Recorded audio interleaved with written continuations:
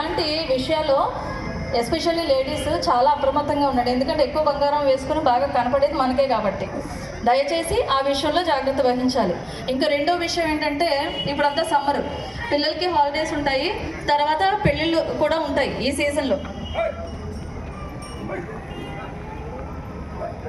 So మనం అందరూ ఏం చేస్తూ ఉంటారంటే, లేడీస్ ఊర్లకు వెళ్తూ ఉంటాం కదా, ఊర్లకు వెళ్ళేటప్పుడు కొంతమంది ఎక్కువ బంగారు ఆభరణాలు వేసుకుని వెళ్ళిపోతూ ఉంటారు పల్లెటూరు వాళ్ళు.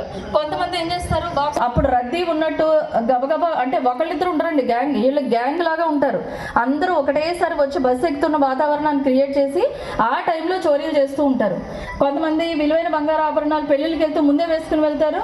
అలాంటప్పుడు మెడలోంచి చోరీ చేయడము, లేదా బ్యాగ్లో పైన పెట్టుకుంటారు. మీరు బస్సు వెళ్ళిపోతుందన్న హడావిడిలో ఉంటారు, వీళ్ళు జిప్ తీసి పైన బంగారు ఆభరణాలు తీసుకెళ్తూ ఉంటారు. సో దయచేసి అలాంటి విషయాల్లో అప్రమత్తంగా ఉండాలి.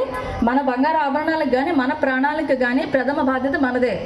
పోలీసు వాళ్ళు వస్తారు, రక్షిస్తారు అని అంటే వస్తాం. ఎప్పుడు మీరు అది ఏదైనా జరిగిందని మాకు కంప్లైంట్ ఇచ్చినప్పుడు మేము వస్తాం. కానీ బీట్ సిస్టమ్ అవి పెడుతున్నాము, ఇలాంటివి జరగకుండా చూస్తూ ఉంటాం. అయినప్పటికీ మనం ఉన్న ప్రజలకి మన పోలీస్ సంఖ్య తక్కువ కాబట్టి, అన్ని వేళ అన్ని చోట్ల పోలీస్ ప్రెజెన్స్ ఉండదు కాబట్టి మన రక్షణ యొక్క ప్రథమ బాధ్యత మనదే. మన బంగారానికి కానీ మన ప్రాపర్టీ, మన లేడీస్ కంటే వెనకాల ఉన్న మా ఆడియన్స్ అందరికీ కూడా బాగా తెలుసు. మద్యం సేవించి వాహనాలు నడపడం, ఇప్పుడు అలా మాట్లాడేమనుకోండి ఎవరు నా వైపు చూడరు, అంటే మాది కాదు అని అనుకుంటారు. సో దీంట్లో చాలామంది చేసే పని అదే. సో దొరికితే మాత్రం 10,000 జరిమానా అప్పటికప్పుడు కట్టాల్సి ఉంటుంది, లేదా మీరు కట్టలేని సందర్భంలో 1 నెల వరకు జైలు శిక్ష వేసే అధికారం కూడా కోర్టుకుంది. సో దయచేసి అది గుర్తుపెట్టుకోండి. ఇది ఎందుకని ఇంత స్ట్రెస్ చేస్తున్నాము అని అంటే, మీ దగ్గర నుంచి డబ్బులు వసూలు చేయాలని మా ఉద్దేశం కాదు. మా ఉద్దేశం ఏంటి, ఎంతవరకు కూడా మీ ప్రాణాలను కాపాడాలని. మీరెవరూ కూడా అలాంటివి చూడరు కాబట్టి మీకు అంత తెలియదు. మొన్న జరిగిన యాక్సిడెంట్ తీసుకోండి, చిరకలడోనాలో, అందరికీ తెలిసే ఉంటుంది ఆ విషయము. దానిలో 9 మంది చనిపోయారు. ఎట్లా చనిపోయారండి వాళ్ళు?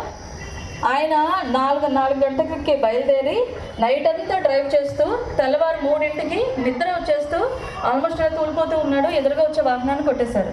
ఇప్పుడు ఆయన ఒక్క ఆయన నిద్రపోవడం వల్ల చనిపోయింది ఆయన ఒక్క ఆయన కాదు. ఆయన్ని నమ్మి ఆయనతో పాటు ప్రయాణం చేస్తున్న ఇంకో 8 మంది చనిపోయారు. దానిలో ఒక ఆవిడకి పాపం 3 పిల్లలు ఉన్నారు. ఆ 3 పిల్లలు కూడా దానిలోనే ఉన్నారు. అయితే వాళ్ళకి మైనర్ ఇంజరీస్ అయ్యాయి, వాళ్ళు 3 చనిపోలేదు. కానీ మాకు తర్వాత తెలిసిన విషయం ఏంటంటే, వాళ్ళ ఫాదర్ ఆల్రెడీ చనిపోయారు, వాళ్ళ మదర్ దీంట్లో చనిపోయారు. ఇప్పుడు వాళ్ళ 3 పిల్లలు అనాథలైపోయారు. వాళ్ళని చూస్తే మా అమ్మ ఏది అని వాళ్ళు ఏడ్చిన ఏడుపుకి ఎంత బాధ అనిపిస్తుంది అంటే, చనిపోయిన వాళ్ళు ఎలాగో చనిపోయారు, వాళ్ళ ప్రాణాన్ని మనం తిరిగి తీసుకురాలేము. ఈ బ్రతుకుని ఈ పిల్లల సంగతి ఏంటండి? ఆ పిల్లల వయసు 9 సంవత్సరాలు, 7 సంవత్సరాలు, 5 సంవత్సరాలు, అంత చిన్న పిల్లలు ఉన్నారు. వాళ్ళు అన్యాయం అయిపోయారు. ఒక చిన్న పాప 3 సంవత్సరాల పాప చనిపోయింది, వాళ్ళ మదర్ చనిపోయారు, వాళ్ళ ఫాదర్ ఆ బండిలో లేరు. ఆయన వచ్చి ఆయన ఏడ్చిన ఏడుపుకి మాకు చాలా బాధ అనిపించిందండి.